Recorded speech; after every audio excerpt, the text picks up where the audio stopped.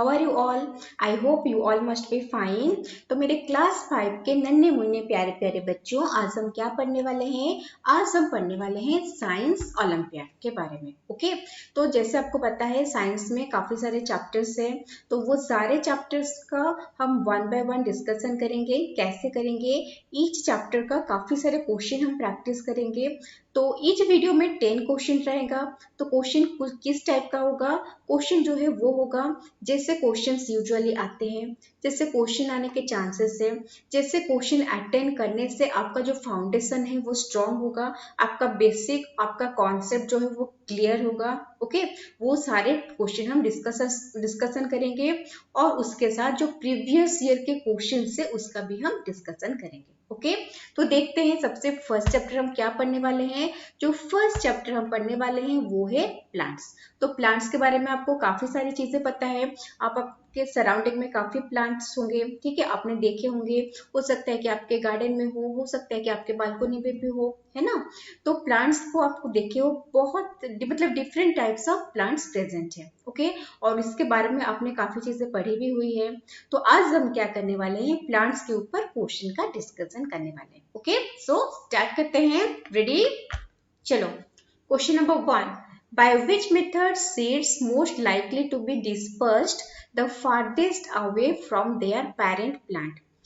You know that जो seeds होते हैं वो उससे न्यू प्लांट डेवलप होते हैं। ओके, तो न्यू प्लांट्स डेवलप होते हैं सीड से। तो वो कैसे डेवलप होते हैं? वो जो सीड हो वो डिस्पर्स होता है। डिस्पर्स होता है मतलब स्प्रेड होता है, कहीं दूसरी जगह जाके गिरता है।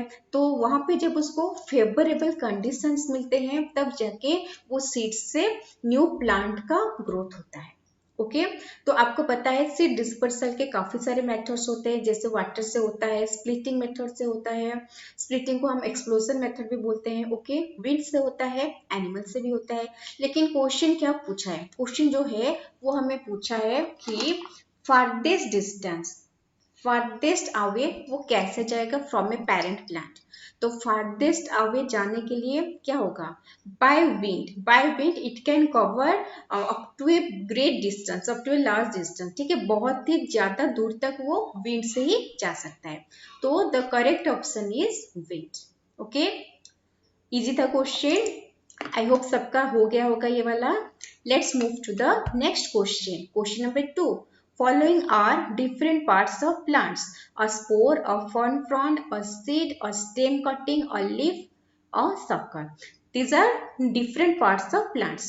All these plants, all these plant parts are dash. We have to fill the blank. Okay, all the plant parts are, क्या करते हैं? द जो प्लांट पार्ट्स है जिनका नाम यहाँ पे मेंशन है उससे न्यू प्लांट्स ग्रो किया जा सकता है। Okay, they can grow into new plants, not only by seed. Usually हमें पता है कि सीड से न्यू प्लांट्स का ग्रोथ होता है, न्यू प्लांट ग्रो करते हैं, लेकिन सीड को छोड़ के काफी सारे प्लांट के पार्ट्स है जिससे भी new plants can grow. Okay, so यहाँ पे ऑप्शन बार मतलब दूर तक जाने का जरूरत ही नहीं है। जो फर्स्ट ऑप्शन है can grow into new plants, that will be the correct option. Okay, I think सबका क्लियर हो गया होगा। ओके, जैसे आपको पता होगा कि स्टेम कटिंग सीड से तो न्यू प्लांट पर डेवलप होता है, स्टेम कटिंग से भी होता है, लीफ से भी होता है। ये स्पोर, सकर, फॉर्न फ्रंट ये सब आपके लिए शायद नया चीज हो। ओके, हो सकता है कि आपको पता हो सकता है कि this are new to you. Okay, तो ये लर्निंग, ये हमें लर्न करना है अच्छे से, ठीक है, नई नई चीजों को जानना है। तो ये सारी चीजों से न्यू प्लांट का ग्रोथ होता है। Okay, then let's move to next question. Question number 3, Mona and her friends spotted a seedling growing on a sandy shore. Which of the following method by which the seed was dispersed far away from its parent plant? Okay, तो ये क्या है? ये है हमारा एक seedling जो है वो हमें मिला है, हमें नहीं, किसको मिला है? मोना और उसके फ्रेंड को मिला है सैंडी शोर में। ओके, हो सकता है कि वो सीसर में ऐसे घूमने गए होंगे और उन्होंने वहां पे देखा सैंडी है वहां पे, मतलब सीसोर के पास ही होगा, वो सीडलिंग मिला है। तो वो कहाँ से आया होगा? ऑफ कोर्स वो सीड डिस्पर्सन होके यहाँ पे आके पहुंचा है। तो सैंडी शोर मतलब आपको समझ लेना है कि सी शोर है। ठीक है। तो सी शोर हुआ, या फिर रिवर का शोर मतलब रिवर का साइड हो गया। तो ये सब में साइड में सैंड रहता है। तो रिवर या सी के पास सीड कैसे आ सकता है? रिवर या सीड के पास सी के पास सीड आने का चांसेस क्या है? जो सबसे ज्यादा चांस है और मतलब ऑलमोस्ट 100% जो चांस है वो है हमारा थ्रो वाटर। वाटर में वो सीड आके गिरा होगा and it flow with water and फिर वो आके क्या होगा सी शोर में या फिर रिवर साइड में आके रुका है और वहां से उसे जब फेवरेबल कंडीशन मिला तो वहां से सीडलिंग जो है उसका ग्रोथ हुआ है। Okay, so the correct answer will be by water. Clear? Next, following are the parts of a germinating seedling and their function. So यहाँ पे parts of seedling है जिसका नाम नहीं दिया गया है।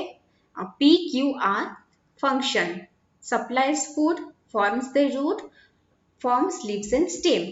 So PQR जो है they are unknown. We have to find out what is P, what is Q and what is R. How can we find out?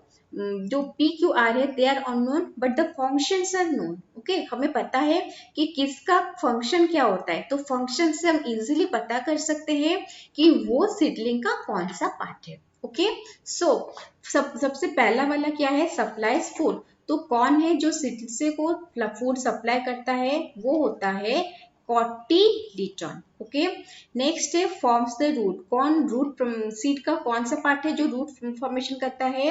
That is radical. And कौन सा पार्ट है which forms leaves and stem? That is plumule. Okay, इसका मतलब we have found out the parts of seedling named P, Q and R. So P क्या है? P is the cotyledon, Q is radicle and R is plumule. Then what is our correct option? The correct option is C. Okay, got it? Easy question था। थोड़ा दिमाग लगाने वाला था लेकिन easy question था। Okay, let's move to our next question. Question number 5. This figure shows the leaf of a plant. What process is shown here? देखो यहाँ पे लीफ दिख रहा है, लीफ के साइड में आपको छोटा छोटा कुछ स्ट्रक्चर ग्रोथ होता हुआ दिख रहा होगा। ओके, द छोटे जो small structures those are developed at the ये जो है वो है हमारा लीफ मार्जिन। ओके, ये क्या है? ये है हमारा leaf margin.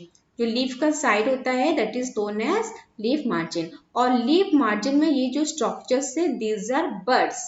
The buds are grown at leaf on the leaf margin. Okay, देखो जैसे आपको पता है कि हम यूजुअली हमें ये पता होता है कि सीड से न्यू प्लांट्स का ग्रोथ होता है, but apart from seed there are other parts of plants from which also new plants can grow. Okay, उसको छोड़ के जैसे हमने पीछे एक दो क्वेश्चन के पहले क्या हुआ था, स्टेम से न्यू प्लांट का ग्रोथ हो सकता है और स्टेम कटिंग से हो सकता है, हमारा लीफ से हो सकता है, बहुत सारी चीजों से हो सकता है।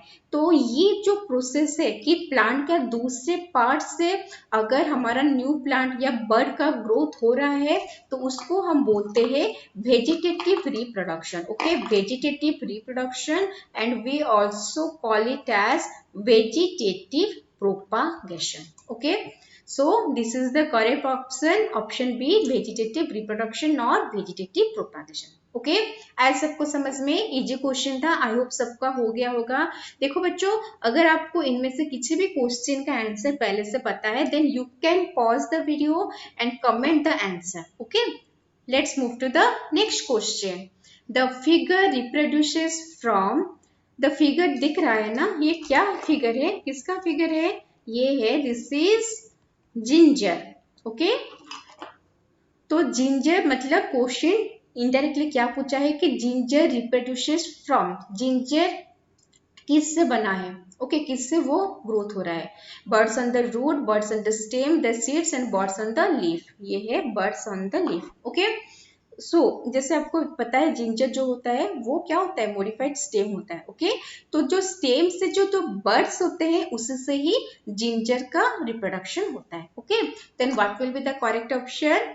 The buds on the stem. Okay, clear? Let's move to the next question. Question number 7. Which of these factors are required for the seed to germinate? इनमें से कौन सा फैक्टर है जो सीड का जर्मिनेशन के लिए रिक्वायरमेंट है? Water, air, nutrients, warmth. So what do you think? What will be the answer? For germination, water is required. Yes, water is required. Air is also required. And warmth is also required. Okay. So these are the prime condition. These are the favorable situation, or these are the most required situation which a seed required to germinate. Okay. Then what will be the correct option? Water, air and warmth. That is P, Q and S. So P, Q and S, and the option is correct option is option C. Clear? Let's move to the next question. Question number 8. The fruit sown is dispersed by. ये भी एक fruit दिख रहा है figure में. Do you know what is the fruit? आपको नाम पता है इस फ्रूट का? The name of the fruit is Xanthium. Okay? ये देखो, ये साइड में के उसको कांटे का फल भी बोला जाता है कुछ कुछ जगह पे. ठीक है, ऐसे जैसे कांटे के जैसा वो दिख रहा है ना, निकला हुआ है. तो वो पूछ रहा है कि ये जो फ्रूट है, this fruit is dispersed by which agent? कौन से एजेंट से ये फ्रूट डिस्पर्स होता है? तो जो जैंथियम होता है, जैसे कांटा कटल है, वो किससे डिस्पर्स होता है? That is dispersed by animals. जब एनिमल्स ग्रेजिंग करते हैं या फिर इधर उधर मूव करते हैं, तो उनके बॉडी में ये जैसे कांटा जैसा है ना, वो आके चिपक जाता है. ओके. फिर जब वो मूव करते हैं दूसरी जगह पे, दूर दूर तक जाते हैं, कहीं पे जाते हैं, तो फिर उनसे, उनके बॉडी से वो एक पॉइंट ऑफ टाइम में फिर निकल भी जाता है. ठीक है. तो ये जो जैंथियम फ्रूट है, that is dispersed by animals. Okay. है ना इंटरेस्टिंग फैक्ट? क्या आपको ये पता था? आई होप सबको पता ही होगा, हर कोई स्मार्ट बच्चे हो. चलो, let's move to the next question. The seeds of dash fruit are dry and dispersed by explosion when we touch them. इनमें से चार, यहाँ पे चार ऑप्शन से 4 ऑप्शंस आर गिवन. इनमें से कौन सा ऑप्शन है कि जो फ्रूट जब ड्राई होगा और when we touch them it will disperse? Touch करने से वो डिस्पर्स हो जाता है ड्राई कंडीशन में. What is the answer? चलो, अगर आपको पता है आप कमेंट सेक्शन में जरूर बताना. Okay. So the answer is puppy. जो पपी प्लांट, पपी का फ्रूट होता है, दैट इज ड्राई और वो डिस्पर्स होता है एक्सप्लोजन में जब हम उसको टच कर लेते हैं. ओके. है ना इंटरेस्टिंग फैक्ट? चलो, let's move to our last question of this video. The scattering of seeds over a wide area is called what? Scattering of seeds over a wide area. यहाँ पे 4 terms given है. पहला है pollination. Pollination क्या होता है? Pollination is transfer of pollen grains, transfer of pollen grains from anther of one flower, anther of a flower to stigma of a flower. Okay. जो pollen grains होते हैं उनका क्या है?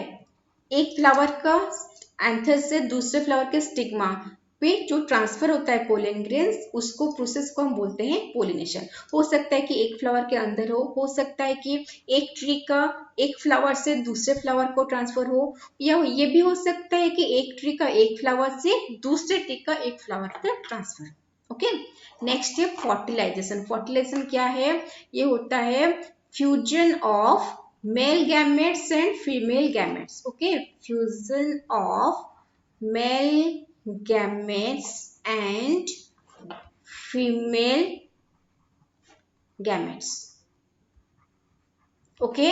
नेक्स्ट है dispersal, which is going to be our answer, क्योंकि जो scattering होता है, जो स्प्रेडिंग होता है, उस प्रोसेस को ही हम डिस्पर्सल बोलते हैं. ठीक है.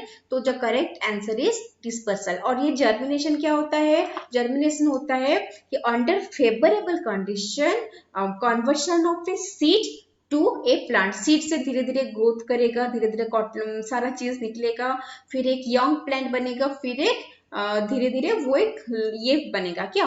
एक फुल ग्रोन प्लांट बनेगा. ठीक है. तो जर्मिनेशन क्या होता है? वो होता है, समझ में तो आ गया होगा और नहीं लिख रहे हैं, growth of seed to a new plant. वो जो प्रोसेस होता है, स्टेप बाय स्टेप प्रोसेस होता है, वही होता है हमारा जर्मिनेशन। ओके, तो दिस मच फॉर टुडे। मिलते हैं नेक्स्ट वीडियो में, okay, with some much more interesting questions. Then तब तक के लिए माइंडफुली पढ़ाई करते रहो।